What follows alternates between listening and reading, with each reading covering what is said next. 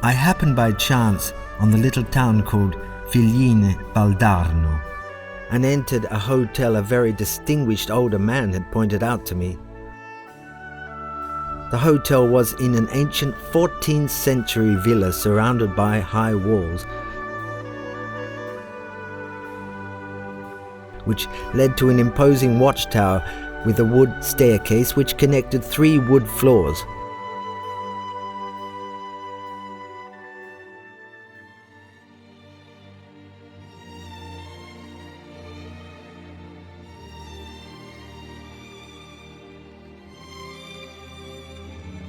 The high walls embraced a beautiful Italian garden surrounded by a long row of cypresses, with at its center a column of stones topped by a niche with an ancient cross. In front of that beautiful garden, a speechless spectator, was an ancient courtyard with 2 levels of columns which crowned the villa in a unique manner.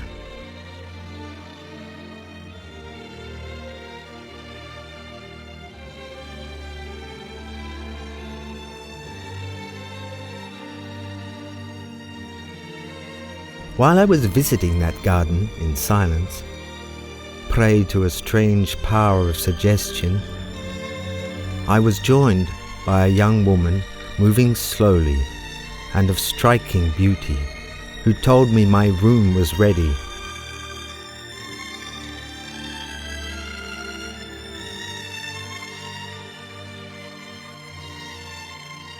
I looked at her as if she were a dream. Then I introduced myself and asked her if she worked in the hotel. Looking me in the eyes with an unreachable intensity, she said she did. I still remember that gaze. How could I forget it?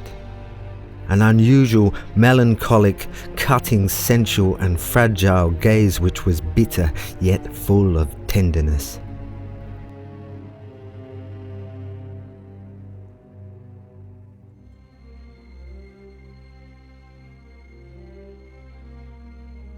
I left my bags in my room, a room decorated in excellent taste and different from all the other rooms in the hotel. I wanted to relax and forget about everything after a terribly busy day. So I went down to the hotel spa. It was modern and refined, yet perfectly integrated with this ancient place.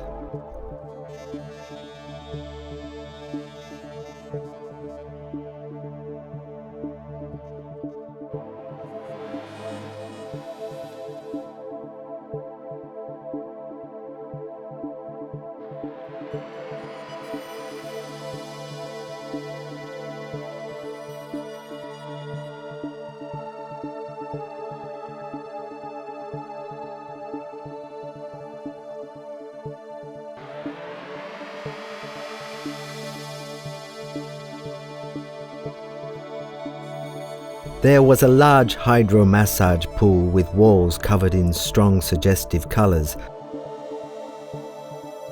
a sauna and a beautiful Turkish bath.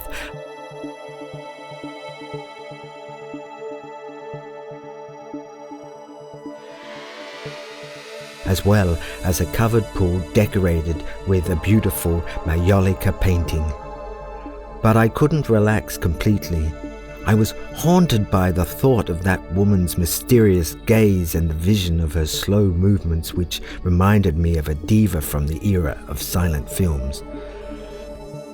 I asked about her in the hotel, but no one knew anything about her, and none of the staff corresponded to the description of the woman I'd seen.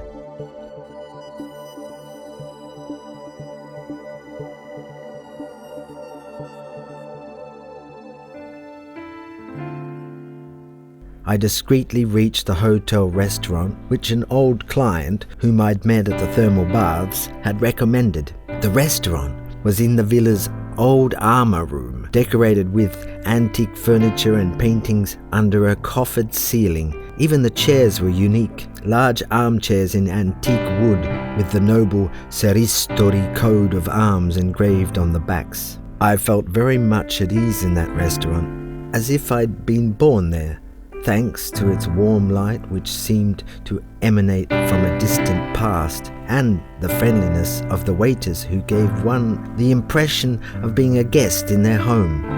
I ate heartily and drank an excellent wine from the farm to the point of quenching my soul.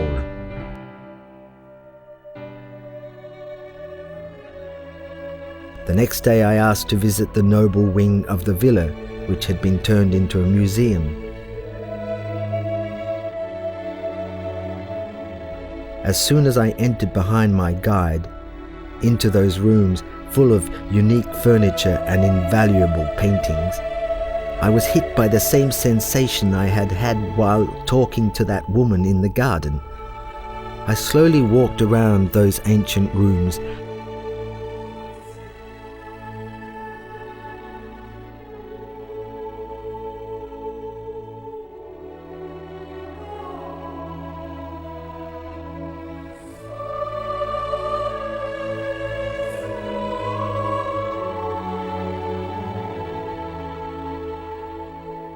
finally reaching the master bedroom. It was there that I saw her, dressed in Renaissance clothing in a large painting. I asked the guide who she was. She answered, a Serristori, the one who gave her name to the wine from the villa's farm, which is still being produced today. She was once the owner of the villa, but in the 1400s.